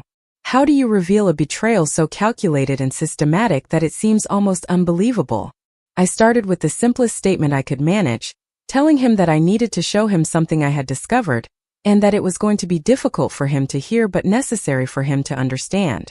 James sat beside me, his face already showing the defensive posture that people adopt when they sense criticism of someone they love is coming. I pulled out my phone and began walking him through the evidence methodically, starting with the photographs of the residency documents and moving through the homestead applications, the bank statements using my address, and finally the medical records with Victoria's calculations about my recovery timeline. I explained what each document meant, how they fit together into a comprehensive scheme to establish false residency and potentially claim rights to my property. His initial reaction was denial, exactly as I had anticipated. He suggested there must be some misunderstanding, that perhaps Victoria had made innocent mistakes in filling out forms while she was stressed about helping with my care. I gently but firmly pointed out that the volume and consistency of the documentation made innocent error impossible, that this level of systematic fraud required deliberate planning and execution. I showed him the notes in Victoria's handwriting, the timeline she had created around my surgery, the evidence that this had been calculated to exploit my vulnerability. The color drained from James's face as the reality began to penetrate his defenses. He took my phone and scrolled through the images himself, studying each one with growing horror.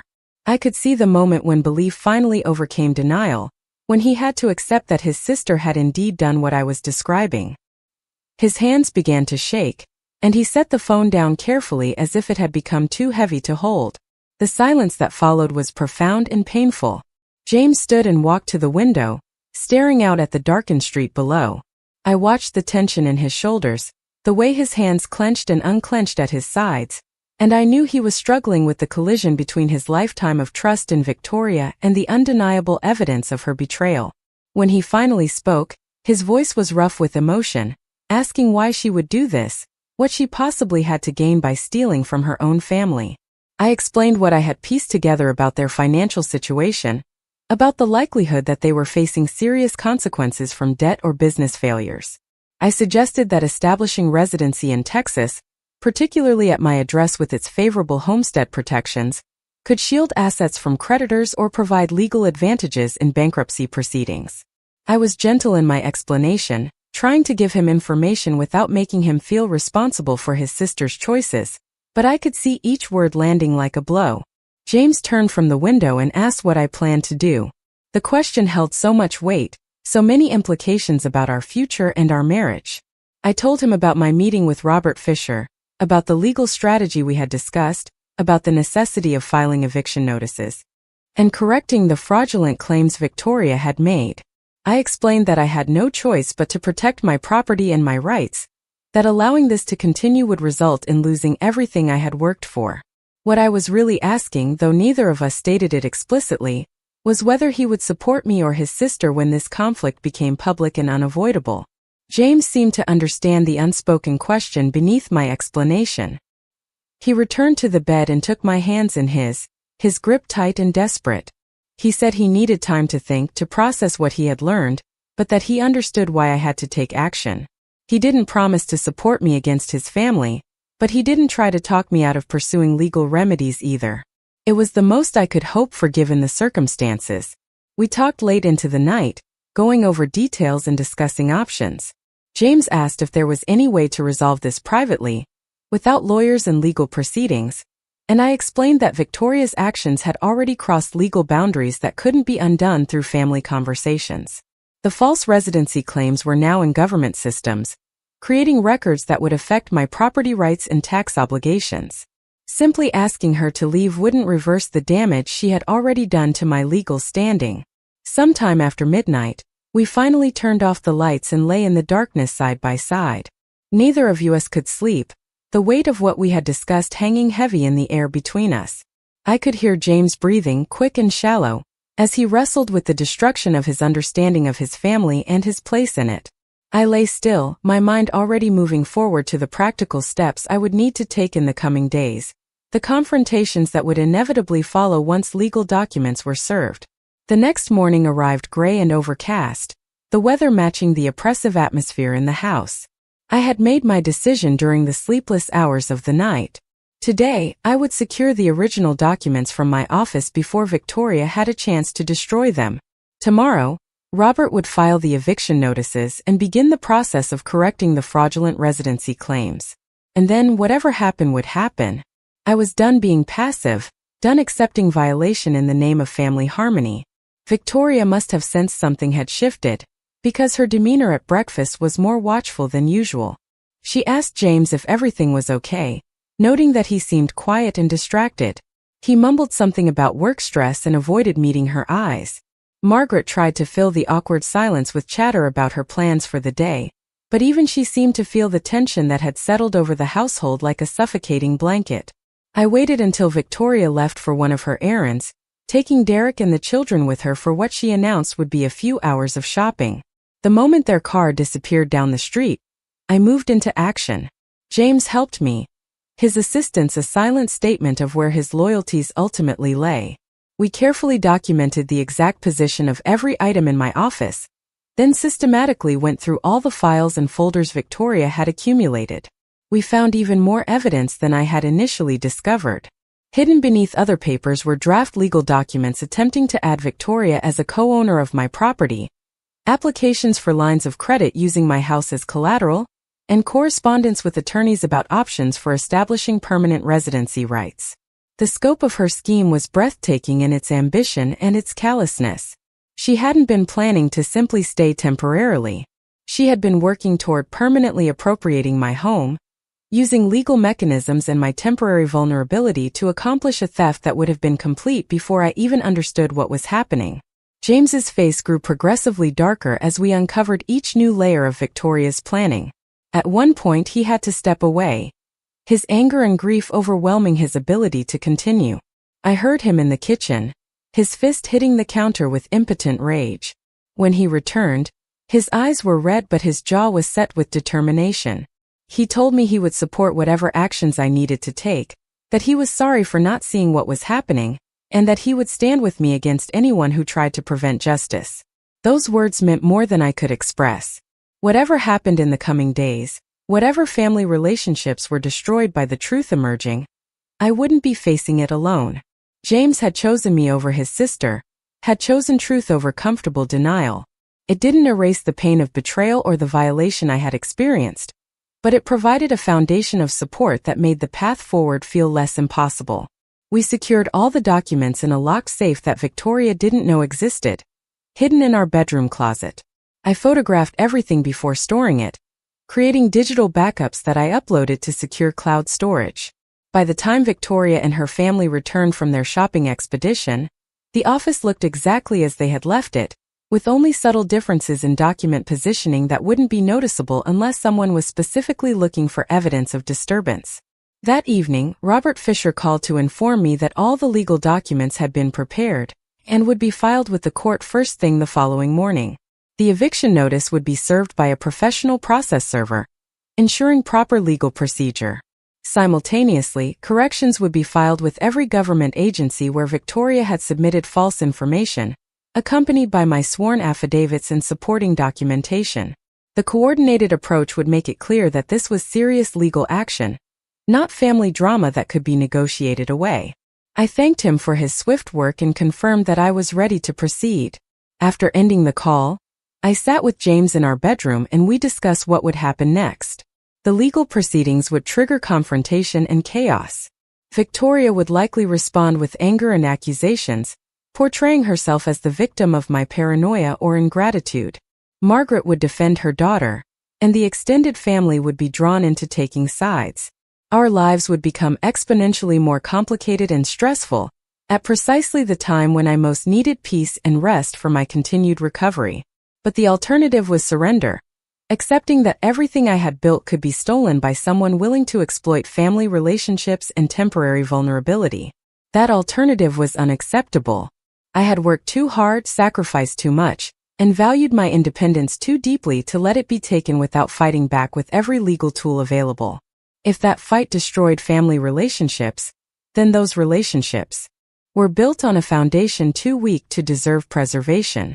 We went through the house that night in a kind of farewell tour, knowing that tomorrow everything would change irrevocably. The living room where Victoria currently held court would become a battlefield. The kitchen where Margaret tried to establish control would be reclaimed. The office where fraud had been planned and executed would be cleared of all traces of invasion. Every room that had been appropriated would be restored to its rightful owner, legally and physically. James and I stood together on the back porch in the cool night air, looking at the garden I had planted and tended over the years. The native Texas plants swayed in the breeze, resilient and adapted to survive in challenging conditions. I felt a kinship with those plants, recognizing that survival sometimes requires deep roots and the ability to weather storms that would uproot weaker specimens. My roots in this property, in this life I had built, went deep enough to withstand whatever Victoria could throw at me. Tomorrow the process server would arrive, and the careful facade Victoria had constructed would shatter. She would learn that I had discovered her scheme, that I had documented everything, and that I was prepared to use the full force of the law to defend what belonged to me. The confrontation would be ugly and painful, but it was necessary and long overdue. Sometimes the only way to restore peace is to first acknowledge and address the war that has been quietly waged against you. I slept better that night than I had in weeks. Not because the situation was resolved, but because I had finally stopped being a passive victim and had become an active defender of my rights and my property. The fear and confusion that had dominated my emotional state since Victoria's arrival had been replaced by clarity and determination. Whatever happened next, I would face it with the knowledge that I had done everything possible to protect what was mine, and that I had the support of the one person whose support truly mattered. The morning sun would bring justice, confrontation, and the beginning of restoration. But for now, I rested in the knowledge that tomorrow would mark the end of my displacement and the beginning of Victoria's reckoning. The process server arrived at 9:30 in the morning, a professional woman in business attire carrying a leather portfolio. I watched from the upstairs window as she approached the front door, her posture confident and purposeful. James had stayed home from work, positioning himself in the living room where he could observe but not interfere. The doorbell rang, and I heard Margaret's voice calling out that she would get it, her tone cheerful and unsuspecting of what was about to unfold. The conversation at the door was brief and formal. The process server identified herself and asked for Victoria Brennan. Margaret's confusion was audible even from upstairs, her voice rising with questions about who was asking and why. Victoria appeared from my office, and I heard her confident assertion that she was Victoria Brennan. Then silence, followed by the rustle of papers and the process server's practiced explanation that Victoria was being served with legal documents that required her attention and response. Victoria's voice when she finally spoke was sharp with disbelief. She demanded to know what this was about, who had sent these papers, why someone was serving her legal documents at her sister-in-law's house. The process server responded with professional detachment, explaining that the documents were self-explanatory, and that Victoria should consult with an attorney if she had questions. Then footsteps retreating down the walkway, a car door closing, and an engine starting. The process server's job was complete. The explosion of sound that followed was immediate and volcanic. Victoria's voice rose to a scream, calling my name with a fury that made the windows rattle. Margaret joined in with bewildered questions, demanding to know what was happening. I heard James's calmer voice attempting to interject, but he was drowned out by Victoria's rage. I took a deep breath, steadied myself against the dresser, and made my way downstairs to face the confrontation I had known was inevitable. Victoria stood in the entryway clutching the legal documents, her face flushed red with anger and her hands shaking. Margaret hovered beside her, reading over her shoulder with an expression of growing horror. Derek had emerged from wherever he had been, and the children were peering around the corner with wide eyes, sensing that something significant was happening but not understanding what. When Victoria saw me descending the stairs, she thrust the papers toward me like a weapon. She demanded an explanation, her voice raw with accusation. How dare I serve her with eviction papers after everything she had done to help me? How could I be so ungrateful, so paranoid, So cruel to family who had sacrificed their time and comfort to care for me during my recovery. Margaret echoed her daughter's sentiments, her voice quavering with hurt and confusion. They had only been trying to help, she insisted. This was how I repaid their kindness and concern? I reached the bottom of the stairs and stood facing them, my voice steady despite the adrenaline coursing through my system. I told Victoria that I knew exactly what she had been doing, that I had found all the documents in my office, that I had evidence of every fraudulent residency claim she had filed. I watched her expression shift from outrage to calculation as she realized the full extent of what I had discovered. The color drained from her face, replaced by a pallor that made her look suddenly older and far less confident.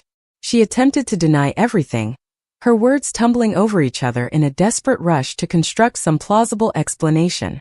The documents were just precautionary measures, she claimed, in case something happened to me during recovery and James needed family support in managing the property. She had only been trying to protect the family's interests, to ensure continuity of care if my health took a turn for the worse. The lies were transparent and insulting, treating me as if I were too stupid to understand what I had seen with my own eyes. James stepped forward then, his voice cutting through Victoria's explanations with cold precision. He told her to stop lying, that he had seen the evidence himself, that there was no innocent explanation for attempting to establish homestead rights at someone else's address or applying for credit using property you didn't own. Victoria turned on her brother with a look of betrayal, asking how he could take my side against his own family. James's response was quiet but firm, pointing out that I was his family, and that Victoria had betrayed that family by attempting to steal from us. The argument devolved into shouting, accusations flying between siblings while Margaret tried ineffectively to mediate. Derek pulled the children away from the scene, ushering them toward the guest room and closing the door against the adult chaos. I stood apart from the conflict, watching the family dynamics I had married into reveal themselves in their rawest form. Victoria's mask of competent concern had shattered completely, exposing the desperation and calculation underneath. Margaret's enabling became more obvious, as she continued trying to minimize Victoria's actions while condemning my response to them. Eventually the shouting exhausted itself into tense silence. Victoria stood with tears streaming down her face, no longer angry but visibly frightened about the legal consequences she was facing. Margaret had retreated to the sofa, dabbing at her eyes with a tissue and looking between her children with anguish. James remained standing beside me, his physical proximity a statement of alliance that Victoria understood perfectly. The family structure she had relied upon all her life, the assumption that blood loyalty would trump all other considerations, had failed her at the critical moment. I spoke then, my voice carrying clearly through the charged atmosphere. I explained that the eviction notice gave them 72 hours to vacate my property, and that I expected them to be gone within that time frame. I informed them that I had also filed corrections with every government agency where Victoria had submitted false information, and that those agencies might pursue their own investigations into the fraud. I made clear that if they attempted to remain beyond the legal deadline, or if they caused any damage to the property during their departure, I would not hesitate to involve law enforcement. Victoria asked in a broken voice what would happen to her, where her family was supposed to go.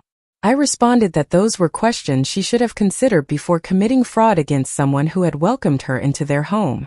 Her financial problems, whatever they were, did not justify stealing from family or exploiting someone's medical vulnerability. The consequences she was facing now were the direct result of choices she had made, and I would not sacrifice my home and my security to shield her from those consequences. Margaret made one final attempt to appeal to my sympathy, reminding me that Victoria had children who would be affected by this upheaval. I acknowledged that the situation was unfortunate for Sophie and Ethan, but pointed out that their mother had created this circumstance through her own actions. Protecting children sometimes means holding their parents accountable for behavior that puts the family at risk. Victoria had gambled her children's stability on a fraudulent scheme, and she alone bore responsibility for the outcome. The next 72 hours passed in a strange limbo of coexistence. Victoria and her family moved through the house like ghosts, packing their belongings in an atmosphere of bitter resentment. Margaret barely spoke to me, her disappointment and anger radiating from every stiff gesture. Derek handled the logistics of their departure with grim efficiency, making arrangements for an extended stay hotel while they figured out their next steps.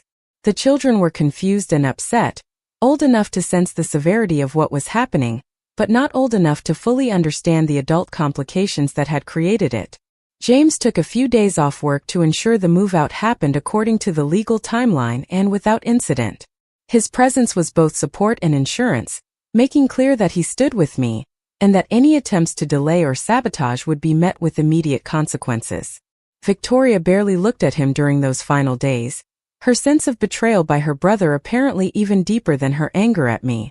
The sibling relationship they had shared for decades was fundamentally altered, possibly destroyed, by the collision of his loyalty to me and her fury at being held accountable. On the final day, I watched from the upstairs window as they loaded the last boxes into their vehicles.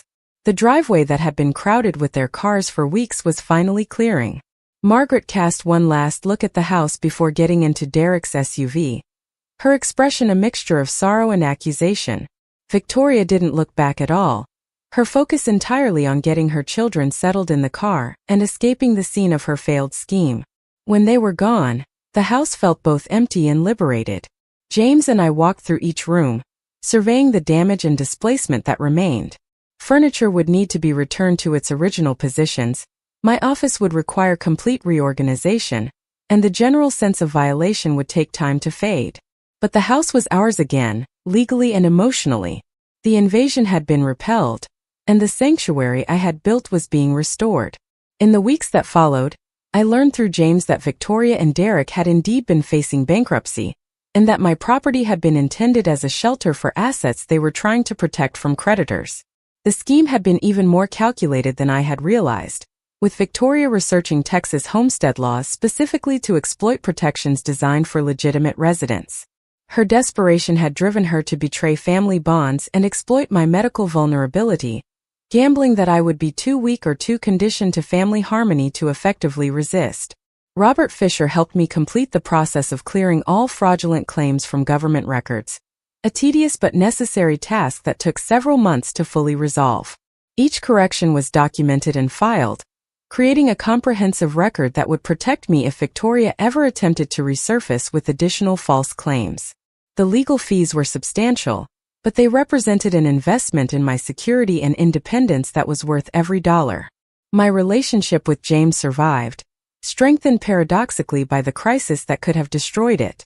He had been forced to choose between comfortable denial and difficult truth, and he had chosen truth even when it meant acknowledging painful realities about his family.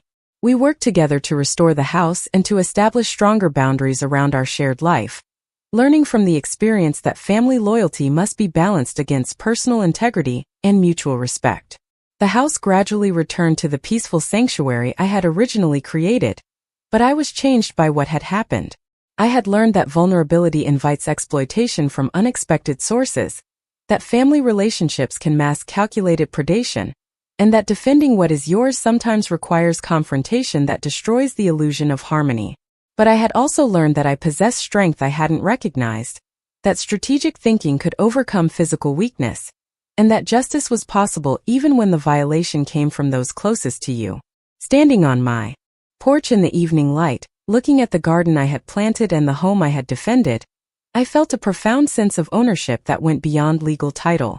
This was mine because I had built it, had protected it, and had refused to surrender it even when doing so would have been easier than fighting. The experience had cost me in family relationships and emotional energy, but it had given me something more valuable in clarity about my own worth and my willingness to defend what I had earned. Up next, you've got 2 more standout stories right on your screen. If this one hit the mark, you won't want to pass these up. Just click and check them out.